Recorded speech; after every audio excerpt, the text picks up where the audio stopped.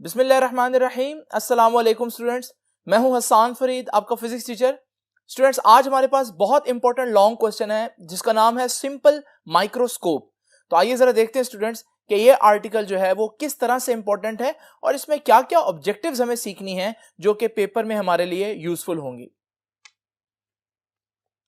Students, आप देख रहे हैं कि आर्टिकल का नाम मैंने आप लोगों के सामने लिखा है जो कि सिंपल माइक्रोस्कोप है। सिंपल को जरा थोड़ी देर के लिए छोड़ दें, माइक्रोस्कोप को देखते हैं कि माइक्रोस्कोप क्या होती है। माइक्रोस्कोप का जो नाम है वो ही उसका काम बता रही। तो माइक्रो का मतलब होता है कोई बहुत छोटी चीज। तो फिर माइक्रोस्कोप क्या हुई? माइक्रोस्कोप ऐसा इंस्ट्रूमेंट होता है जो बहुत छोटी छोटी चीजों को मैग्नीफाई करके दिखाने के काम आता है। तो what is a microscope? It is an instrument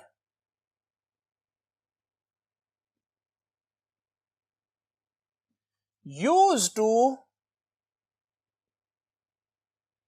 magnify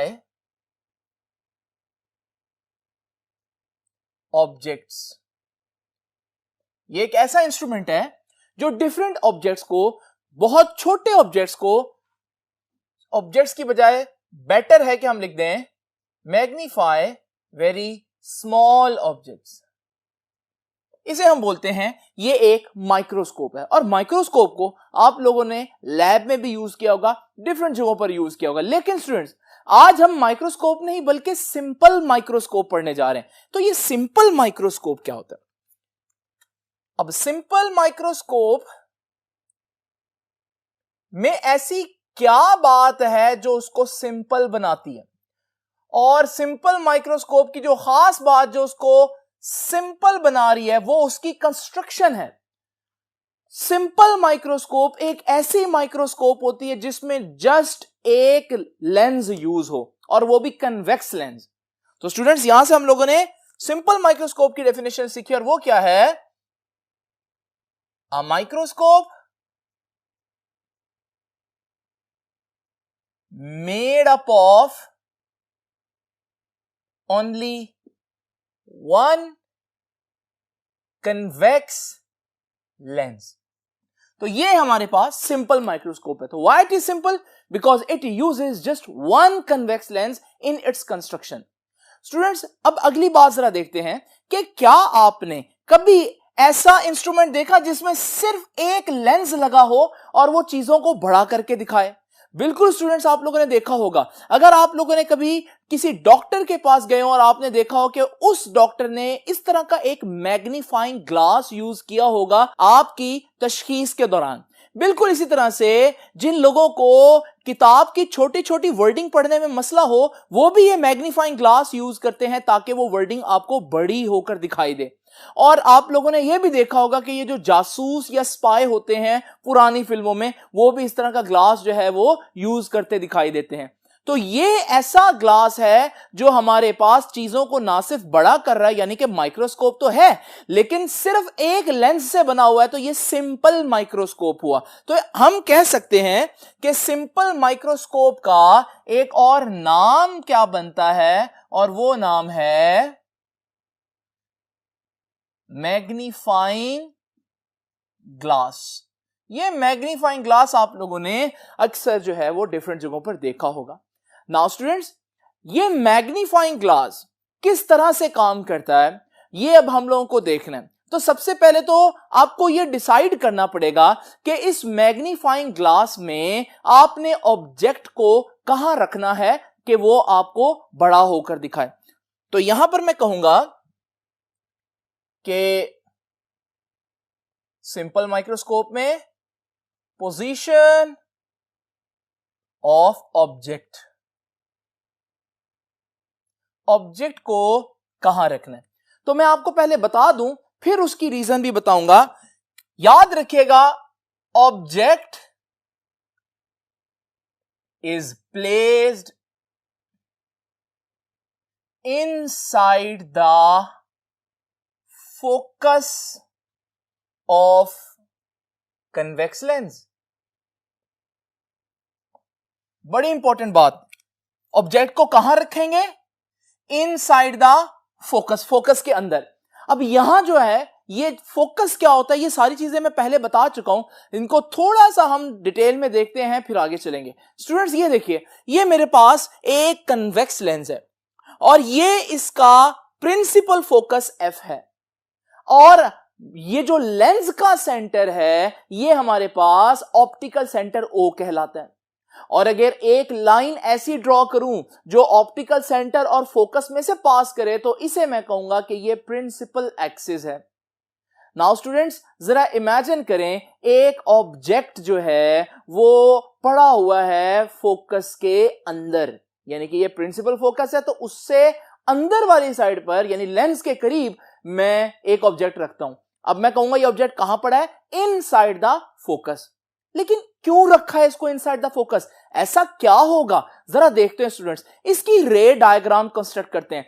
अब रे डायग्राम कैसे कंस्ट्रक्ट करनी है ये मैंने आपको दूसरे लेक्चर में सिखाया है, लेकिन अब यहां पर मैं आपको आसान अल्फाज में बस ये बता दूं कि अगर एक रे जो है वो प्रिंसिपल एक्सिस, ये प्रिंसिपल एक्सिस जो है इसके पैरेलल जाए तो लेंस में से गुजरने के बाद वो रे फोकस में से गुजरेगी।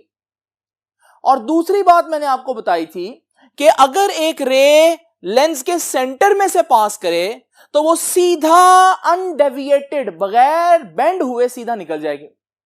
अब जरा इन दोनों रेज को जो लेंस से निकल रही है इनको देखें, ये दोनों रेज तो डाइवर्ज नहीं हो रही, फैल नहीं रही, जैसे जैसे आगे जा रही है इनके दरमियान फासला बढ़ता जा रहा है, यानी ये कभी भी नहीं मिलेंगी।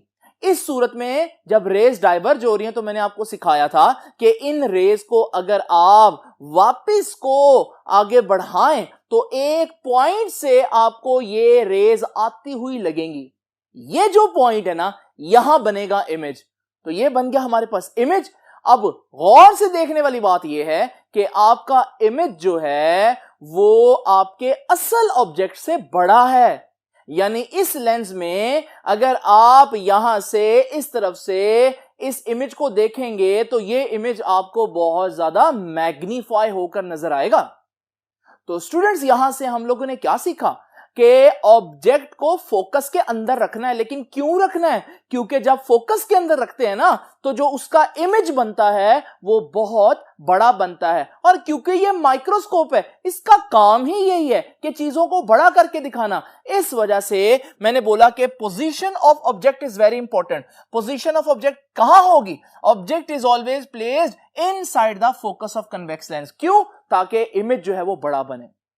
अब कुछ बातें इमेज की भी देख लेते हैं। देखते हैं इमेज कैसा बनेगा। जब मैं नेचर की बात करता हूं तो मुझे इमेज में 3 बातें बतानी है।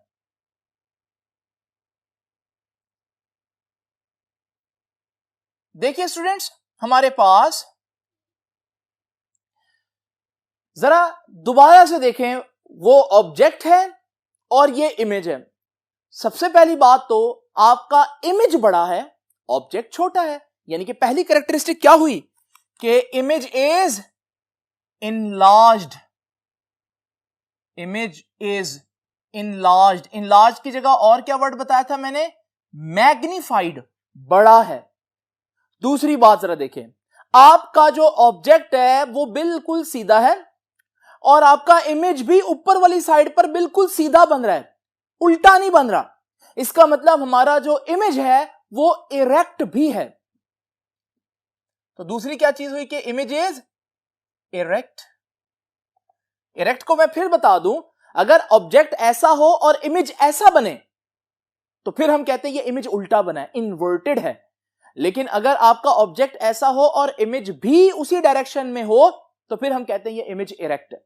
तो हमारे पास जो आज की एग्जांपल है उसमें आप देख रहे हैं कि इमेज जो है वो इरेक्ट ही है। तीसरी बात जरा तवज्जो से सुनने वाली है। आपने देखा कि जो रेज थी जो हमारी आंख तक पहुंच रही हैं वो रेज डाइवर्ज हो रही हैं और वो हमारी आंख तक पहुंचते पहुंचते उनमें डिस्टेंस बढ़ता जा रहा है। और मैंने इस सूरत में रेज को ऑपोजिट डायरेक्शन में बढ़ाया था तो रेज एक पॉइंट पर इकट्ठी हुई थी और वहां पर इमेज बना था। तो आपने देखा इमेज बनाने के लिए मुझे रेज को एक पॉइंट तक बढ़ाना पड़ा, इसे बोलते हैं ये इमेज रियल नहीं है, रेज असल में नहीं मिल रही यहां पर, बल्कि रेज इस पॉइंट से आते हुए महसूस होंगी आंख को, एक्चुअली वहां कुछ भी नहीं होगा। तो ये जो इमेज है ये वर्चुअल इमेज कहलाता है। वर्चुअल इमेज का मतलब है कि रियलिटी में यहां कोई इमेज नहीं बन रहा, लेकिन हमारा ब्रेन जो है वो यहां पर इमेज जो है वो इमेजिन कर रहा है।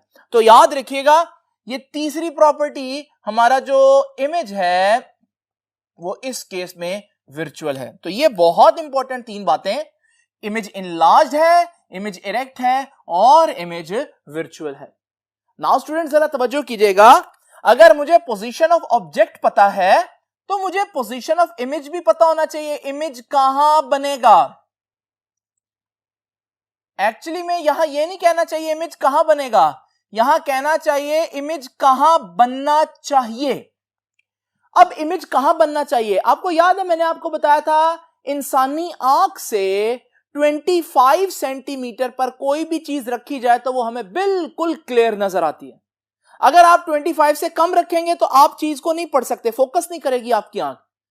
तो वो जो डिस्टेंस है उसे मैंने बोला था नियर पॉइंट। तो अगर आप किसी चीज को मैक्सिमम बड़ा और क्लियर और शार्प देखना चाहते हैं तो उसको कहां रखेंगे, नियर पॉइंट के ऊपर, 25 सेंटीमीटर के ऊपर, या least distance of distinct vision, वो कम से कम फासला जिस पर चीज क्लियर नजर आती है, डिस्टिंक्ट नजर आती है, यानी कि 25 सेंटीमीटर।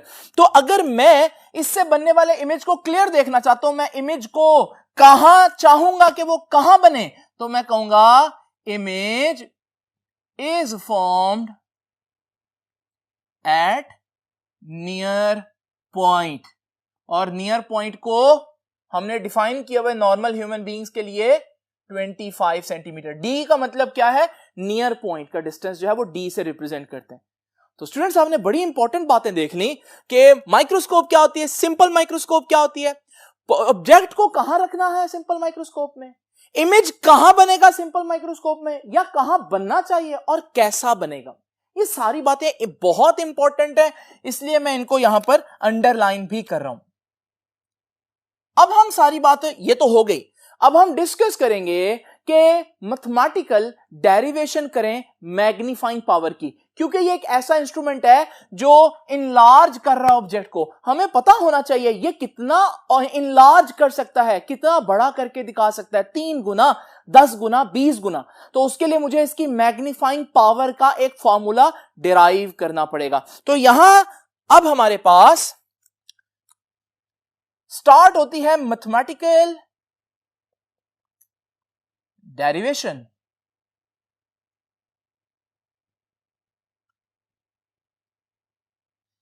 लेकिन स्टूडेंट्स मैथमेटिकल डेरिवेशन किसकी करनी है, मैग्नीफाइंग पावर की। और आप कहेंगे कि सर मैग्नीफाइंग पावर तो आपने पहले लेक्चर में हमें बताया था, और वो क्या था कि magnifying power is ratio of beta over alpha. इसे मैं इक्वेशन नंबर 1 कह देता हूं। लेकिन स्टूडेंट्स याद रखिएगा ये जनरल फार्मूला था, आज हम स्पेसिफिकली किसकी बात कर रहे हैं, सिंपल माइक्रोस्कोप की। So I want to change this formula for simple microscope. तो ये जनरल फार्मूला से स्पेशल सिंपल माइक्रोस्कोप का फार्मूला कैसे बनाना है, आइए अब जरा देखते हैं। उसके लिए पहले आपको अल्फा और बीटा का पता होना चाहिए। स्टूडेंट जरा तवज्जो कीजिएगा, यहां से ये डायग्राम बहुत इंपॉर्टेंट है। इमेजिन करें कि मेरे पास ये एक ऑब्जेक्ट है और मैं इस ऑब्जेक्ट को अपनी आंख से बिल्कुल क्लियर और मैक्सिमम साइज में देखना चाहता हूं। मैं चाहता हूं इसका एक शार्प इमेज बने मेरी आंख पर। ऐसा हम लोगों ने देखा था कि पहले लेक्चर में हम लोगों ने ये सीखा था कि आंख के लिए जो नियर पॉइंट होता है वो 25 सेंटीमीटर होता है, और ये वो डिस्टेंस होता है जिस पर अगर मैं ऑब्जेक्ट को रखूं तो वो बिल्कुल शार्प नजर आए। तो मैं क्या करूंगा कि मैं वो जो ऑब्जेक्ट है उसको आंख से 25 सेंटीमीटर दूर रख दूंगा, और जब मैं आंख से इस ऑब्जेक्ट को देखूंगा तो ये मुझे बिल्कुल क्लियर नजर आएगा। याद रखिएगा स्टूडेंट्स, अगर मैं इसको आंख के और करीब लेकर आऊंगा तो ये बड़ा तो नजर आएगा लेकिन आंख इसको फोकस नहीं कर सकेगी। तो इसलिए हमें मजबूरी है कि हम इसको कहां रखें, 25 सेंटीमीटर पर नियर पॉइंट पर, ताकि हम अगर इसको देखें तो ये बिल्कुल शार्प नजर आए। इस बात को पहले मैं आप लोगों के सामने ड्रॉ कर देता हूं और ये कुछ इस तरह से ड्रॉ करूंगा कि ये आपकी आंख है और ये वो ऑब्जेक्ट है जिसको आप क्लियर देखना चाहते हैं। तो ये जो ऑब्जेक्ट है, अगर आप इसको क्लियर देखना चाहते हैं, इसको मैं ओ कह देता हूं ऑब्जेक्ट को, तो आप इसको आंख से कितना दूर रखेंगे, जैसे कि मैंने अभी बताया, आप इसको 25 सेंटीमीटर दूर रखेंगे, यानी कि डी डिस्टेंस पर रखेंगे। इस वक्त जब आप इसको आंख से देखेंगे, क्योंकि ये 25 सेंटीमीटर दूर पड़ा है, तो इसका बिल्कुल क्लियर इमेज आपकी आंख पे बनेगा। याद रखिएगा स्टूडेंट्स, इसको देखते हुए ये जो ऑब्जेक्ट है आपकी आंख पर कुछ एंगल बनाएगा। ये जो एंगल है, इस एंगल को हम कहेंगे अल्फा। तो यहां से हमें आइडिया हो गया कि अल्फा कौन सा एंगल होता है। अल्फा वो एंगल होता है जो ऑब्जेक्ट आंख पर तब बनाती है जब बीच में कोई लेंस वगैरह ना हो। तो ये बात हमें आइडिया हो गया कि अल्फा क्या है। अब बात आती है बीटा की। जरा इमेजिन करें स्टूडेंट्स, मैं आप लोगों को पहले ही ये बात बता चुका हूं कि अगर आप कन्वेक्स लेंस के फोकस के अंदर ऑब्जेक्ट को रखेंगे तो इमेज जो है वो वर्चुअल बनेगा और उसी साइड पर थोड़ा सा बड़ा बनेगा। अब जरा इमेजिन करें कि मैं ये जो ऑब्जेक्ट है आपकी आंख के बहुत करीब ले आता हूं। जब मैं आपकी आंख के ये करीब ले आऊंगा तो क्या ये आपको क्लियर नजर आएगा? तो हमें मालूम है ये हमें क्लियर तो नहीं नजर आएगा, क्योंकि ये 25 सेंटीमीटर से भी करीब आ गया। तो फिर मैं इसको कैसे क्लियर करूंगा? स्टूडेंट्स, मैं आपकी आंख और ऑब्जेक्ट के दरमियान में एक कन्वेक्स लेंस लगा दूंगा, और हमने मालूम था कि जब कन्वेक्स लेंस यहां पर होगा, ऑब्जेक्ट कन्वेक्स लेंस के फोकस के अंदर पड़ा है, तो ऑब्जेक्ट का एक इमेज बनेगा जो वर्चुअल होगा, इरेक्ट होगा, और ये यहां करके बनेगा। अब याद रखिएगा, आपकी आंख के सामने दो चीजें हैं, एक ऑब्जेक्ट और एक उसका इमेज। क्या आपकी आंख इन दोनों को देख रही है? नहीं स्टूडेंट्स, आपकी आंख जो है वो इस वक्त इमेज को देख सकेगी, ऑब्जेक्ट को नहीं। तो याद रखिएगा, अगर आप इसको यहां से देखें तो आपको ऑब्जेक्ट नहीं बल्कि आपको इमेज नजर आएगा। अब क्योंकि आपको सिर्फ इमेज नजर आ रहा है, तो आप चाहेंगे आपको इमेज क्लियर नजर आए, शार्प नजर आए, मैक्सिमम साइज का नजर आए। तो फिर हम कहां पर मैक्सिमम साइज पर देख सकते हैं? 25 सेंटीमीटर पर। तो मैं अपने ऑब्जेक्ट को इस तरह से मूव करूंगा कि जो इमेज है वो 25 सेंटीमीटर के ऊपर चला जाए, ताकि जब आंख इसको देखे तो ये बिल्कुल शार्प नजर आए। तो स्टूडेंट्स, ये सारा कॉन्सेप्ट है बेसिकली। तो हम इसको यहां पर कुछ ऐसे बनाएंगे कि ये वही आंख है आपकी, और ये जो ऑब्जेक्ट था ये वाला, इसको मैं आंख के करीब ले जाता हूं। तो ये यहां पर मैं शो करता हूं कि ये जो ऑब्जेक्ट है ये आंख के करीब आ गया। और दूसरी बात वो ये है कि ये तो मुझे क्लियर नहीं नजर आएगा, क्योंकि ये ऑब्जेक्ट तो 25 सेंटीमीटर पर हो फिर ही क्लियर नजर आता है आंख को। अब मैं करीब ले आया तो फिर मुझे एडजस्टमेंट के लिए क्या करना पड़ेगा? एक लेंस जो है वो यहां पर यूज करना पड़ेगा, और ये कन्वेक्स लेंस मैंने आप लोगों के सामने यहां पर ये बना दिया। अब क्या होगा कि रिफ्रैक्शन के बाद ये जो ऑब्जेक्ट है इसका एक वर्चुअल इमेज बनेगा, और जैसे कि मैं बता रहा हूं कि वो इमेज कहां बनना चाहिए कि आंख को बिल्कुल क्लियर नजर आए, तो इमेज 25 सेंटीमीटर के ऊपर बनना चाहिए। तो इसका जो वर्चुअल इमेज बनेगा मैं उसको 25 सेंटीमीटर के ऊपर बनाऊंगा। तो ये देख लीजिए, ये हमारे पास इमेज का आंख से फासला है, और इसे हम क्यू कहते हैं। और आप देख रहे हैं क्यू भी कितना है, क्यू भी 25 सेंटीमीटर ही है। ठीक है जी, क्योंकि मैं चाहता हूं जब मुझे इमेज नजर आए तो इमेज भी क्लियर हो। तो ये आप लोगों ने एक बात नोट की है कि आप आंख से जिस चीज को देख रहे हैं उसको 25 सेंटीमीटर पर होना चाहिए। अगर आप आंख से डायरेक्ट ऑब्जेक्ट को देख रहे हैं तो ऑब्जेक्ट 25 सेंटीमीटर पे होना चाहिए। अगर दरमियान में लेंस है तो फिर आप ऑब्जेक्ट को नहीं, आप इमेज को देख रहे हैं, फिर आप ऑब्जेक्ट को छोड़ देंगे, आप ऑब्जेक्ट को इंपॉर्टेंस नहीं देंगे, बल्कि आप कहेंगे मैंने ऑब्जेक्ट को जहां मर्जी रख दूं, बस इमेज 25 सेंटीमीटर के ऊपर बनना चाहिए। अब मैं दरमियान में ऑब्जेक्ट आ रहा है, लेकिन आंख क्या देख रही है? आंख इमेज को ही देख रही है, उसको ये ऑब्जेक्ट नहीं नजर आ रहा, उसका इमेज यहां नजर आ रहा है। याद रखिएगा, ये इमेज को देखते हुए यहां जो एंगल बनेगा, इस एंगल को कहते हैं बीटा। तो आपको पता चल गया कि बीटा क्या है। बीटा वो एंगल है जो इमेज आंख पर बनाता है जब लेंस के थ्रू देखें, और अल्फा वो एंगल है जो ऑब्जेक्ट आंख पर बनाता है जब लेंस के बगैर देखें। बस ये इतनी सी बात है। अगर आपको ये बात समझ में आ जाती तो अगली सारी बातें बहुत आसान है। नाउ स्टूडेंट्स, मैथमेटिकल डेरिवेशन में मैं इस ऊपर वाली ट्रायंगल की बात करता हूं।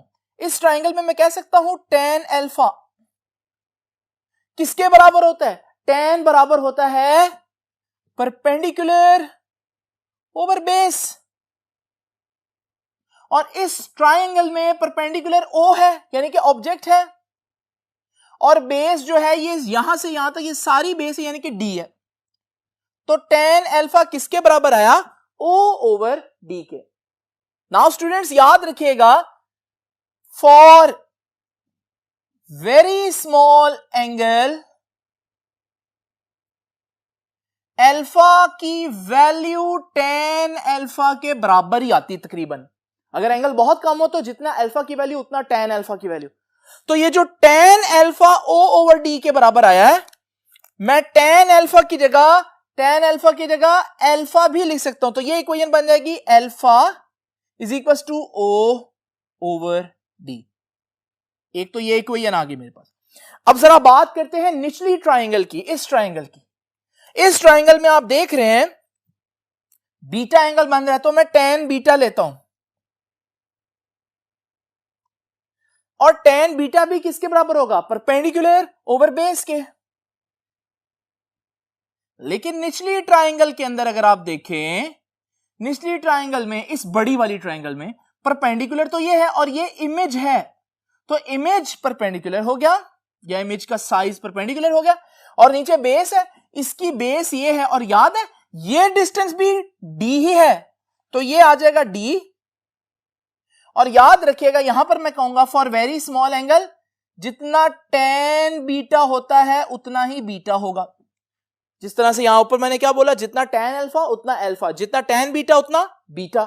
जब ये tan बीटा की जगह मैं बीटा पुट करूंगा तो ये आ जाएगा बीटा, और किसके बराबर आ गया? ये I ओवर D के। तो स्टूडेंट्स ये देखिए जी, मेरे पास अल्फा की वैल्यू भी आ गई और बीटा की वैल्यू भी आ गई।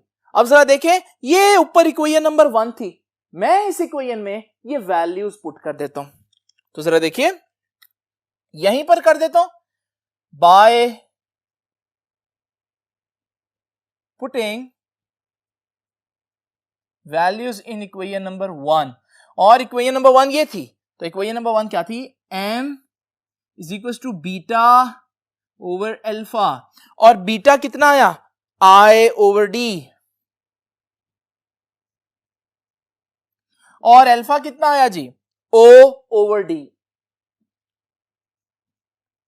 स्टूडेंट्स आप देख रहे हैं D से कैंसल, तो हमारे पास किसके बराबर आ गया? ये I ओवर O के।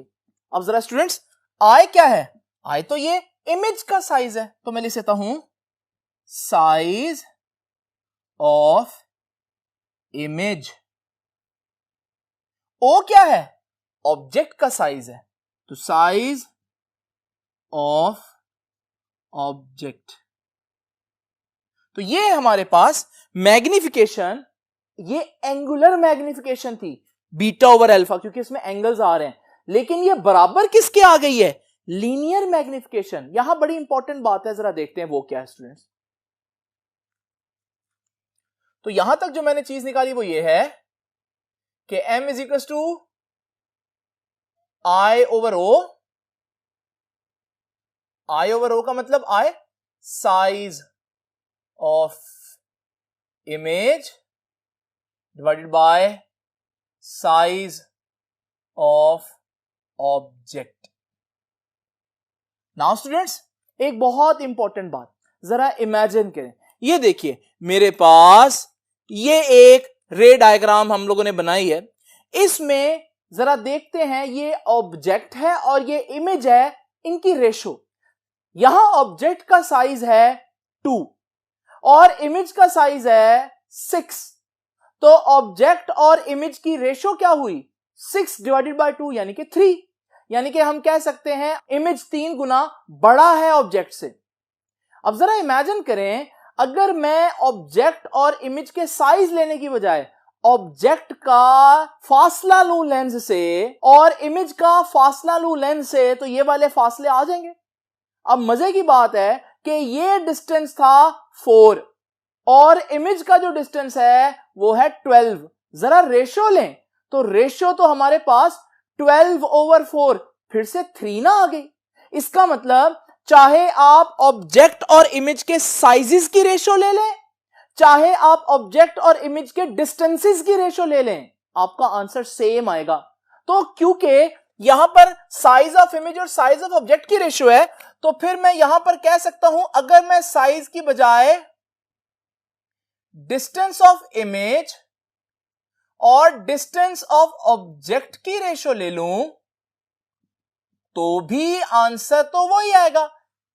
और डिस्टेंस ऑफ इमेज तो क्यू होता है, लेंस से इमेज का फासला, और डिस्टेंस ऑफ ऑब्जेक्ट पी होता है। लेकिन स्टूडेंट्स आज याद है ना, इमेज कहां बनना चाहिए?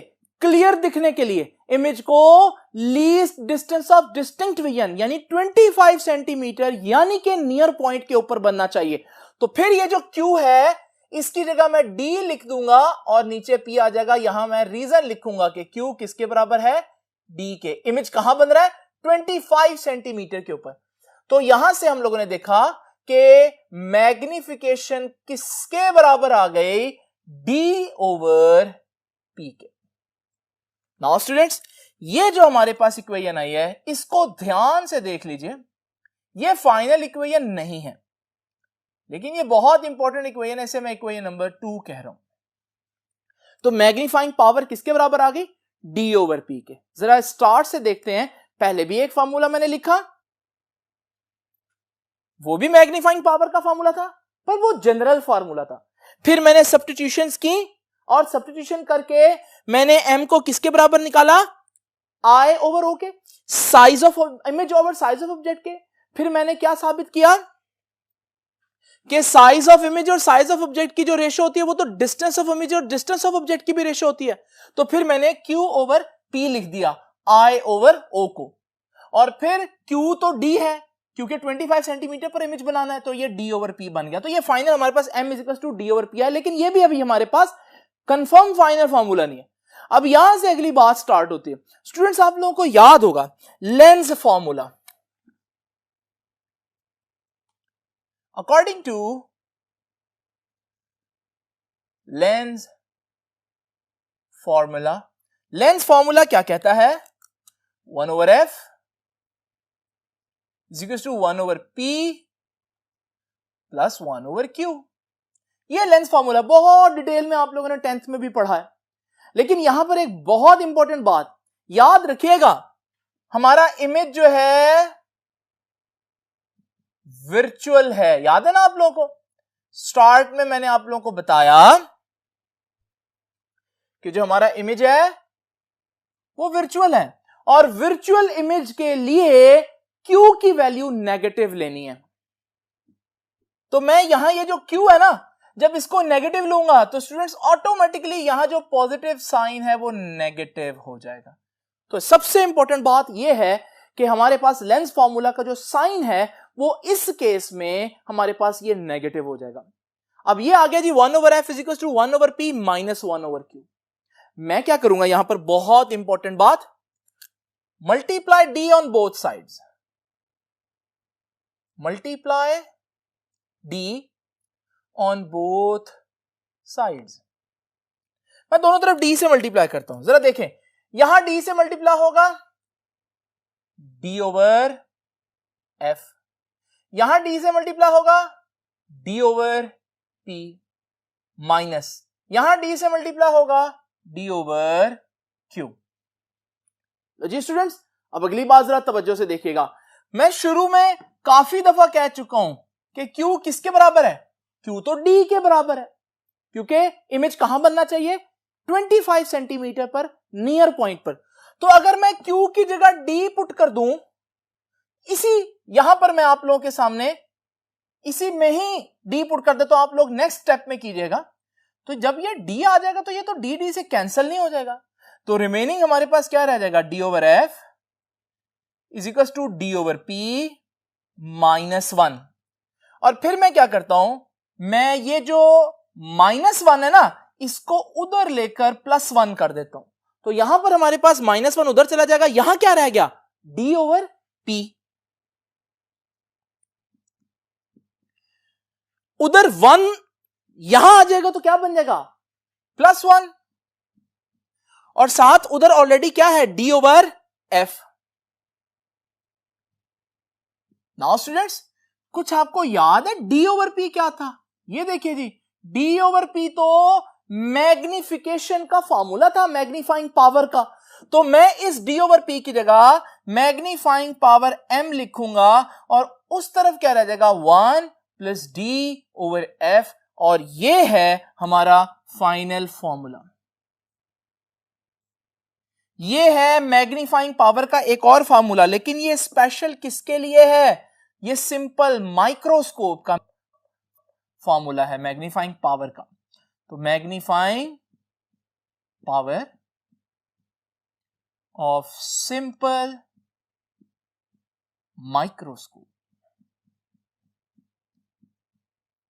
नाउ स्टूडेंट्स, यहां से हम लोगों ने एक छोटी सी एग्जाम्पल से देखते हैं कि हम मैग्निफिकेशन कैसे निकाल सकते हैं। वो एग्जाम्पल क्या है, जरा तवज्जो से देखिएगा। एग्जाम्पल है कि सपोज करें मेरे पास एक लेंस है जिसकी फोकल लेंथ है 5 सेंटीमीटर। एक लेंस है, उसकी फोकल लेंथ 5 सेंटीमीटर है, उसकी मैग्नीफाइंग पावर फाइंड आउट करें। लो जी, अब मैग्नीफाइंग पावर का फॉर्मूला क्या है, M is equal to 1 + D/F।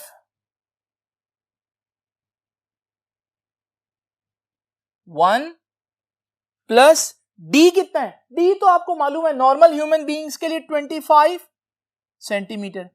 F क्या है, फोकल लेंथ मुझे मालूम है, और वो कितनी है, 5। आपको मालूम है 5 से 25, और ये 1 + 5 6। तो यहां से हम लोगों ने क्या सीखा कि अगर हमारे पास एक लेंस हो और उसकी फोकल लेंथ 5 सेंटीमीटर हो, तो वो इमेज को कितने गुना बड़ा करके दिखा सकता है, 6 गुना। उसकी magnification it would be 6 times. तो स्टूडेंट्स, आप लोगों ने एक बात नोट की कि हमारा जो मैग्निफिकेशन का फॉर्मूला है वो टोटल डिपेंड किस पर कर रहा है, फोकल लेंथ पर। यहां से मैं कंक्लूजन आप लोगों के सामने बनाने लगा हूं, और ये लास्ट हेडिंग है आज की।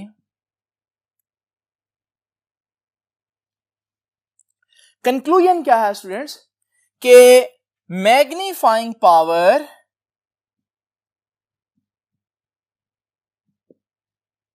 Is inversely related to focal length। याद रखिएगा, फोकल लेंथ नीचे आ रही है यहां पर डिनोमिनेटर में, तो मैग्नीफाइंग पावर का फोकल लेंथ के साथ इनवर्स रिलेशन हुआ। और याद रखिएगा, इसको मैं यहां पर हाईलाइट कर देता हूं, मैग्नीफाइंग पावर और फोकल लेंथ का आपस में इनवर्स रिलेशन हुआ। और अगर आपको ऐसी माइक्रोस्कोप बनानी है जिसकी मैग्नीफाइंग पावर ज्यादा हो, तो फिर आप क्या करेंगे, आप ऐसा लेंस लेंगे जिसकी फोकल लेंथ कम हो। और फोकल लेंथ कम कब होगी, जरा स्टूडेंट्स ये देखिए, ये मेरे पास एक पतला सा लेंस है, आपको मालूम है ये लाइट को इतना बेंड नहीं करेगा, तो जब लाइट इसमें से पास करेगी वो दूर जाकर इकट्ठी होगी। जिस पॉइंट पर वो इकट्ठी होगी ये फोकस होगा, और ऑप्टिकल सेंटर से फोकस तक का ये फासला फोकल लेंथ है। तो यहां फोकल लेंथ ज्यादा हुई तो फिर मैग्नीफाइंग पावर कम होगी, ये लेंस इतना ज्यादा मैग्नीफाई नहीं कर सकता। लेकिन जरा इमेजिन करें स्टूडेंट, मेरे पास एक बहुत थिक सा लेंस हो, काफी मोटा लेंस होगा तो ये लाइट को ज्यादा बेंड करेगा। जब ये लाइट को ज्यादा बेंड करेगा तो लाइट ज्यादा बेंड होकर जल्दी मिल जाएगी। फोकस करीब बनेगा तो फोकल लेंथ छोटी हुई, और फोकल लेंथ कम हुई तो मैग्नीफाइंग पावर ज्यादा होगी। यानी कि हम आसान अल्फाज में यह कह सकते हैं कि जो थिक लेंस होता है, मोटा लेंस होता है, वो मैग्नीफाइंग पावर ज्यादा रखता है, जबकि जो पतला लेंस है उसकी मैग्नीफाइंग पावर कम है।